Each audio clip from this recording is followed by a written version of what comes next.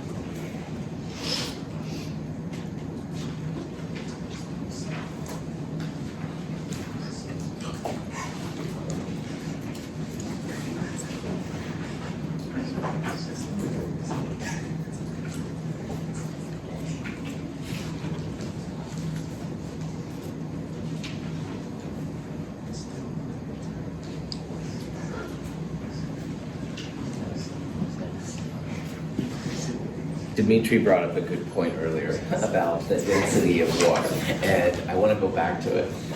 The density of water is about 1 gram per milliliter, and this number looks like the density of water. But if you read carefully, and that's really important on these, this isn't water, all right? This is the solution, all right? And this solution is a combination of ethanol and water. So solutions will usually have densities different than the pure solvents. So, if nothing else, try to use the numbers you're given and stuff. I was just wondering why it's not greater than 1, because we're adding. Do you think the density of ethanol is greater than or less than the density of water using this number? It's less because it's alcohol. Bam. That's something you'll see more in a different class, man. But yeah, the density of ethanol is less, so it brings the ethanol down. Sugar solutions are usually more dense than water. Sugar has a greater density and stuff. But anyway, this isn't a density class per se. Anyway, in this question, you're trying to get to molarity, all right? And remember, molarity is moles of solute over liters of solution. So moles of solute, the same as molality, all right? So that number is the same. So if you have the number for the 92 grams of ethanol in moles from before, that's the number that's going to go on the top. But in the bottom, you've got to tweak it a little bit. First of all, it's liters, it's not grams, all right? So we've got to take care of that. And it's solution, which is solute and solvent, not just like salt, all right? So what I would do on this problem, add 270 to 92 together, and that will be the total grams of your solution. And this number literally is the density of the solution. It's not just the water, it's not just the ethanol, it's like both of them together. So that grams of solution divided by the density will give you the volume in milliliters, and you can then turn it into liters. And finally, if you have a problem like this where you're able to compare molality and molarity, the molality number, which on the last slide was 7.41 or something like that, almost always larger than molarity. All right, that's another kind of hint here. So if you do all this right, answer E is what you're looking for. So here's our 2 moles of solute once again. I added the total solution, turned it into a liters of solution, And finally, moles divided by volume, 5.41 molar. And on the previous slide, the 7.41 or whatever it was, that was a larger molality than this number, which is molarity. And that's a cool way to kind of check yourself on most of them. Any questions?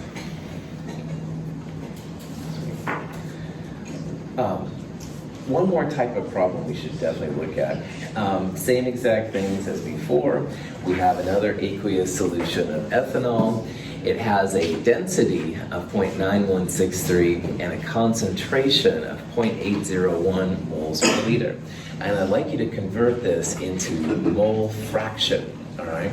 Now, mole fraction would be moles of ethanol divided by moles of ethanol plus moles of water. And you can start with this number, a molarity, use the density to get to mass of solution, and go from there. See if you can do it. One person has it already.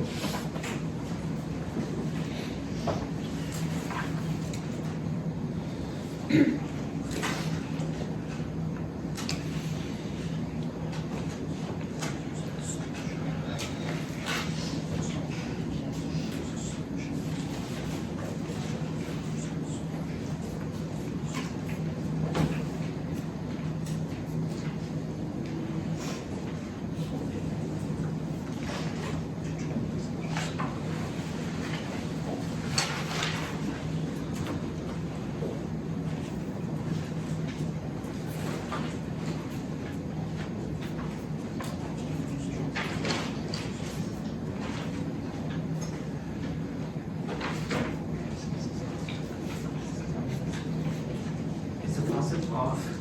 I just see water dripping. It's just a bit aggravating.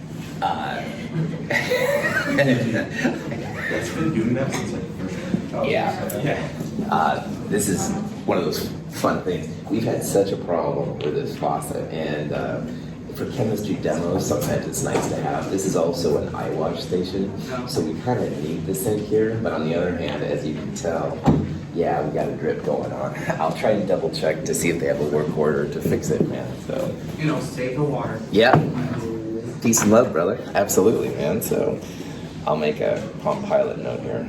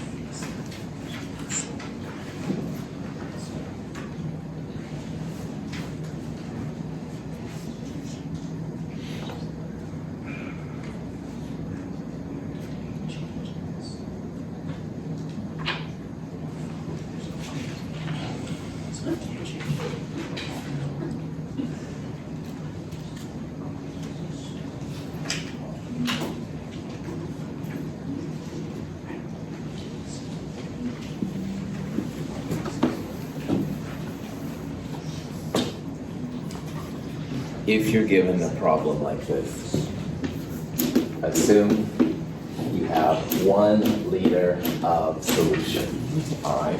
So what that means for this problem then is you would have 0.801 moles of ethanol, because that is the molarity, all right? And moles per liter times 1 liter would give you moles.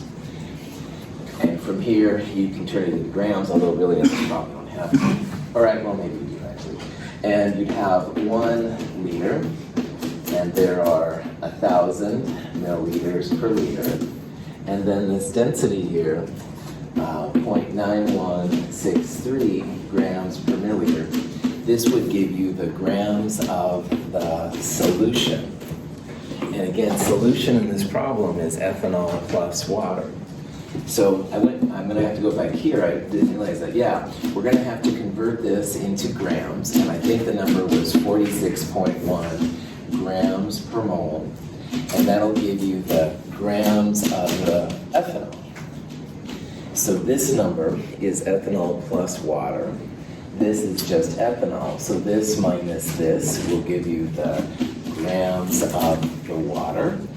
And from there, you can turn this into moles, 18.02 grams per mole, to get the moles of water. So kind of a convoluted way to get the moles of the water, but you can hopefully see. Then, with the moles of ethanol there, divided by parentheses, moles of ethanol plus moles of water, you'll be able to find the mole fraction. So this is kind of like an overview. Here are the actual numbers, okay? So again, important part of molarity is assume you have a liter total. And with a liter total, then the number by the molarity will be the moles of solute. And from here, here's this last part I didn't think I'd need to do, but I did. Moles of ethanol times the molar mass gives you the mass of the ethanol. And the reason we need it is that a liter of solution turns into grams of solution. And that's grams of ethanol plus grams of water. So I've got to subtract the ethanol to get just the grams of solvent. The mole fraction depends on the moles of just solvent, and that's the only way to really get it here. So this is the moles of water, moles of the ethanol divided by parentheses, ethanol plus moles water, this really small 0.0161 number.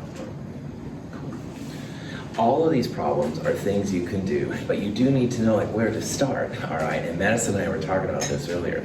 So like with mole fraction, you assume a mole total. With weight percent, assume 100 grams total. With molality, assume a kilogram. And here with molarity, assume you've got a liter. And from there, then you can start breaking them down. You need to find moles of solute and solvent and grams of solute and solvent. Yeah. So can we cancel out B and C because of the significant figures? Yeah. The ones that are larger than 1 are ones I would absolutely pull out, all right? So B and E are certainly out. Now, the other ones are possible, all right? It kind of depends on how this stuff over here lays out. In this problem, yeah, the 3 sig figs is kind of a good reason. So yeah, so probably C would not be right, so good. Can you repeat what you said about assuming the values? Yeah, totally. So getting started on these is sometimes the hard part, Zach, all right? If you have molarity, then you assume you've got exactly a liter of solution. And then the number by the molarity will be the moles of the solute. If you do it with molality, you can assume a kilogram of solvent. Then the number by the little m will be the moles of solute. And then weight percent, assume 100 grams total. Mole fraction, assume 1 mole total. Cool. Questions? The concentration handout thing in the companion goes through examples of this too. And if you just follow along, these things are all going to fall for you. But at first I know they're a little awkward and stuff, so. All right. Henry's Law allows us to open up a cold one on, it's a good thing for the soft drink industry. They use these a lot. Anyway, Henry's Law always has weird constants. This one is 10 to the minus 7th there, molar per millimeter of mercury. And we've got a vapor pressure of water, 107 torr. See if you can find the concentration of N2. How many moles of N2 dissolve per liter? Now, one thing to be careful of here is that this thing is being collected over water. So although the total pressure is 1 atmospheres, the 107 torr is actually the vapor pressure of water. So to find just the nitrogen, take the total 1 atmosphere and subtract the torr then in order to get just the nitrogen pressure. Then you can multiply it by this and find out which one of these it is. See if you can do that.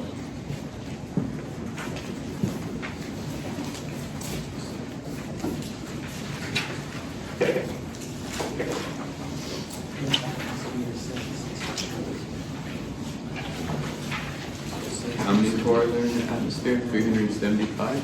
760. Yeah, no, that's okay. That would be a cool thing to know for this week.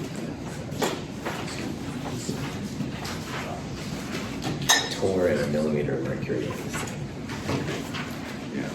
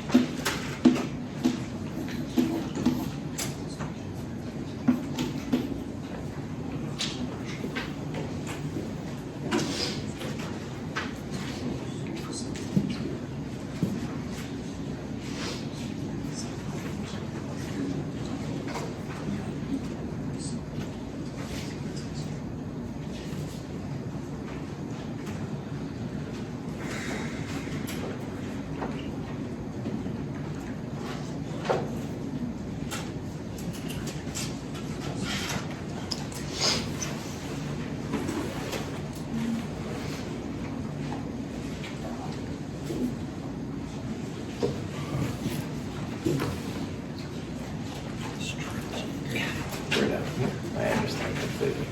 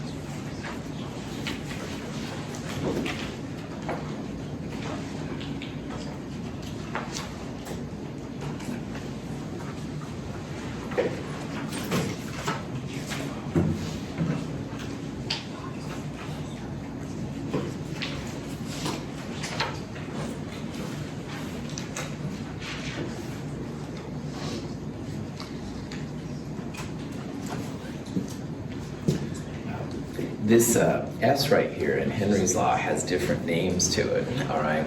The units come out to be moles per liter, and you can think about it as a solubility, which is what the big S is supposed to be for.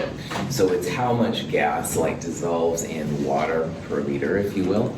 So the units that come out will be like moles per liter, and it's not too bad. Henry's law, you've got a weird constant, and that's this thing right here, 8.4 times 10 to the minus 7. And if you look at the units, it's molar per millimeter of mercury. So you want to multiply by millimeters of mercury to get just the solubility. In this problem, you have a total pressure of 1 atmosphere, and like Joseph and I were talking earlier, there's 760 torr in 1 atmosphere. So if the total pressure is 760, it might be tempting to just say 760 times this number, all right? But you don't want to do that because this is a common kind of thing. You're collecting a gas over water. The water will bubble through, if you will, the water. And so you need to subtract the vapor pressure of the water. So the total pressure equals the pressure of the N2, which is what you want, plus the pressure of the water. So you can see up here on the board, I took the 760, which is the total pressure, and I subtracted out the vapor pressure of the water, which is the number that would be given to you. You don't have to figure it out or anything like that. So throw this in your calculator, 5.5 times 10 to the minus 4, that's the solubility of the gas. So in a liter of water, 5.5 times 10 to the minus 4 moles of N2 will dissolve. This is again a solubility of the gas in the water. It's like a gas solution. Any questions? as pressure goes up, you have something more soluble. Yeah, that's exactly it. You increase the external pressure, you're going to push more of it into the solution. That's right. Well done, Josie. This is another one that I've had a lot of questions on. This is Raoult's law, and it's about vapor pressure being lowered, all right? And there's all this information, blah, blah, blah, but really, these things, if you just back away from it, it's not too bad. You want to find the vapor pressure of the solution, and that's going to equal the mole fraction of the solvent times the vapor pressure of the pure solvent. And just like the vapor pressure of the water is a number that would be given to you, you kind of have to have the vapor pressure of the pure solvent. So pure CCl4, that's our solvent here, and this pressure is literally the vapor pressure of the CCl4. And your goal on this one is to find how much the solution is lowered relative to the pure solvent. So find the mole fraction of the solvent first, all right? So moles of solvent divided by total moles, and then multiply it by 504, see which of these answers is correct. Now, I like what Dimitri asked earlier about the sig fig. Some of these answers up here don't make sense. E is very tempting, I know, but trust me, that's a joke one. Don't take that one either. So if you remember that, you may be able to kind of isolate which one of those makes sense here.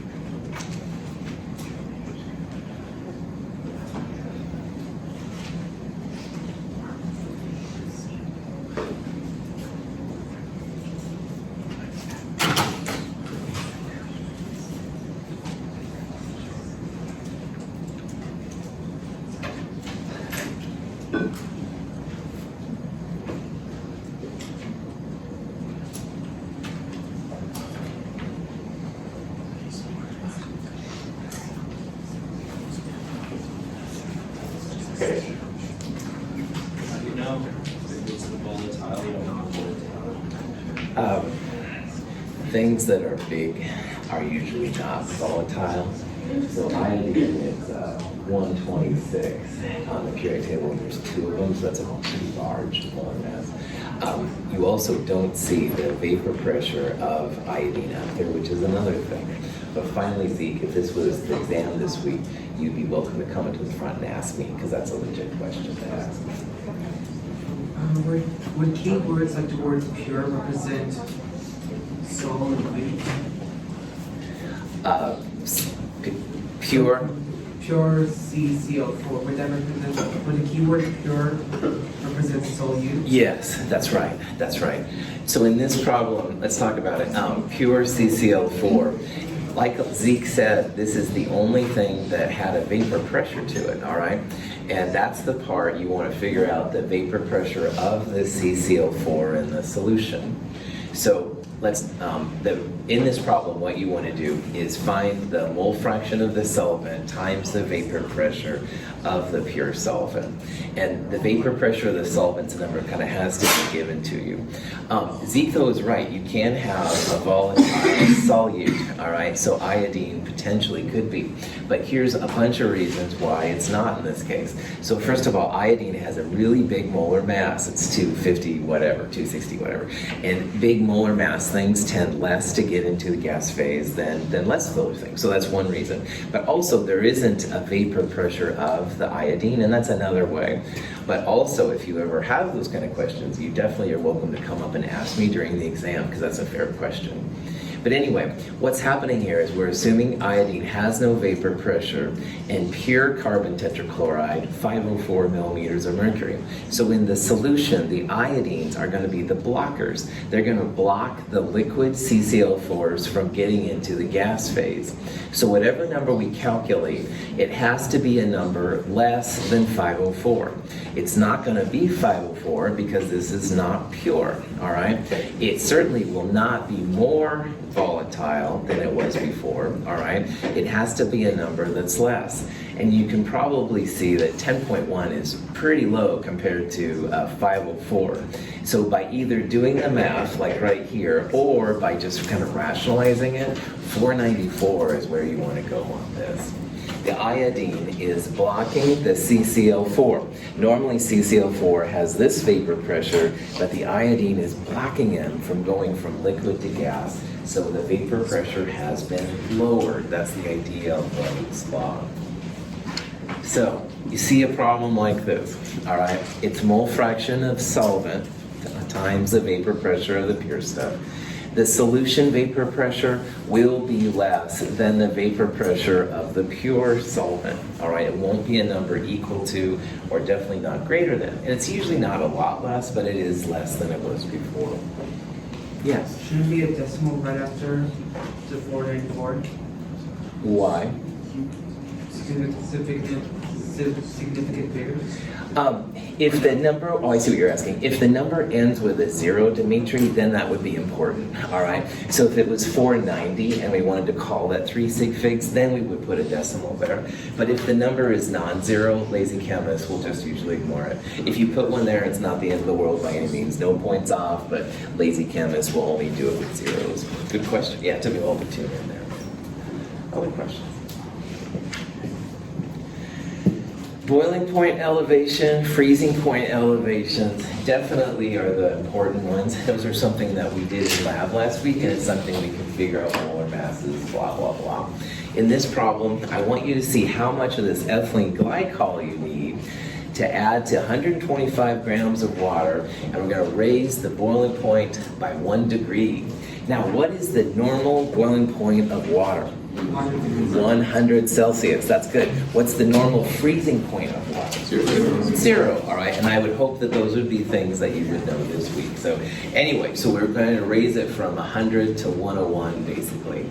So see if you can figure out which of those answers it would be.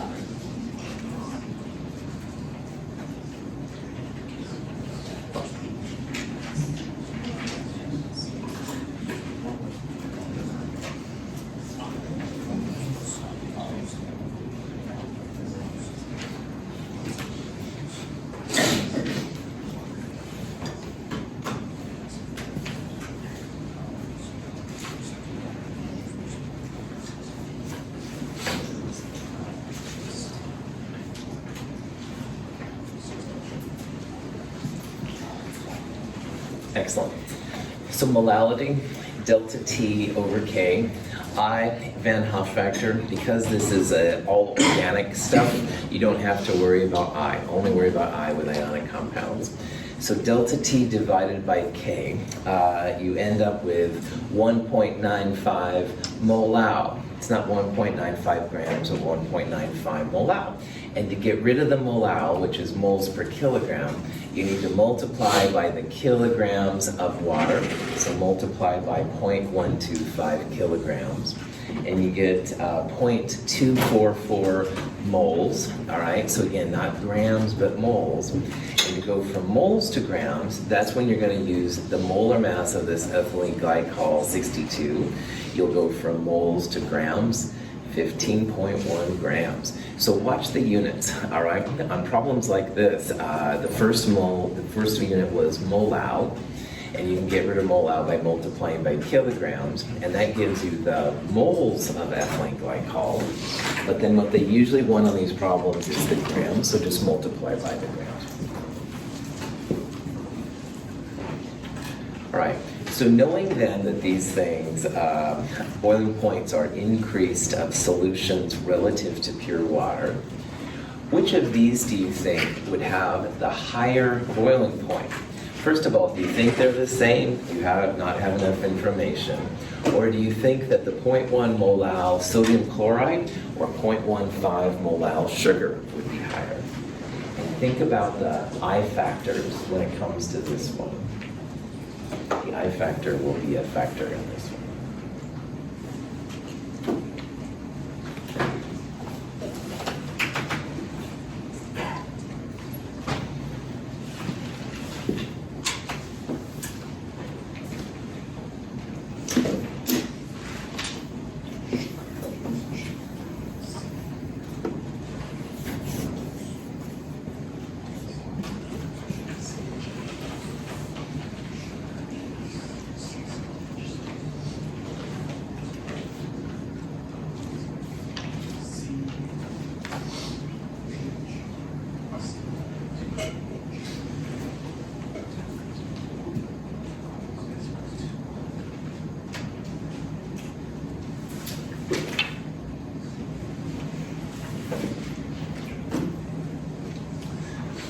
We're looking for the biggest delta T. K depends only on the solvent, and both of these are water-based, so that would be the same, whatever it is. So it really comes down to M times I. And if it was just M, you'd say the sugar was higher, because that's a larger molality, all right? The 0.15 is larger than 0.10. But what most of you saw, which was cool, this guy breaks up into two pieces, an Na plus and a Cl minus. So I, for this one, is 2. Anything organic, sugar, ethylene glycol, and last one, those guys are all just 1. So 0.10 times 2 is going to be larger than 0.15 times 1.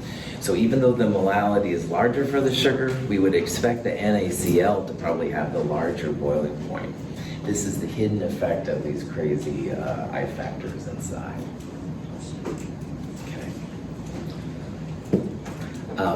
Let's work on this one just a little bit. Maybe I'll talk about it more than anything. If you have it done, you can welcome to put your answer in. This is the question where it wants the boiling point of the solution, but again, we've got a sodium chloride in there. It's going to have an I factor that's going to need to be taken care of. Now, what do you think the I factor for NaCl is going to be? 2, that's right. Na plus, Cl minus, 2 ions from one molecule. That's where the 2 comes in. So on this one, what you want to do is you want to solve for essentially delta T. And you should start by finding the M factor. All right, so go moles, grams to moles. This is the molality, all right? Here's the I factor of 2 right there. So K times M times I. And you can see that the delta T is 1.02. So if water normally boils at 100, then this would be 101.02 that it boils at. Okay. This is another kind of problem. This is a freezing point question. So this is a lot like the lab we're doing this week. In this problem, the water is freezing lower than it normally does, so that's the delta T. You want to make sure that your molality is a positive number. So delta T equals K times M. You want to solve for M, and again, make sure that number is positive. So molality, always a positive number, 0.410. And you want to get rid of the kilograms of water. So it's this many moles. Grams divided by moles. This thing comes out to be about 122 grams per mole. Okay. And then I believe this is the last one. This is an example of how you can use osmotic pressure to solve for the molar mass. So pi equals CRT, or I if you need to. This is insulin. You want to solve for concentration, moles per liter first, then multiply by the liters to get just the moles. And this number in grams divided by the moles would give you the molar mass. These things are oftentimes really large numbers. Large for me means larger than 400 grams per mole. So here's pi, that's the pressure in atmospheres, so turn it into atmospheres. Then you want to solve for the C. I is just 1, all those organic things are just 1. Here's just the moles, turn milligrams to grams divided by moles, 6,000 grams per mole. I love this guy from Futurama.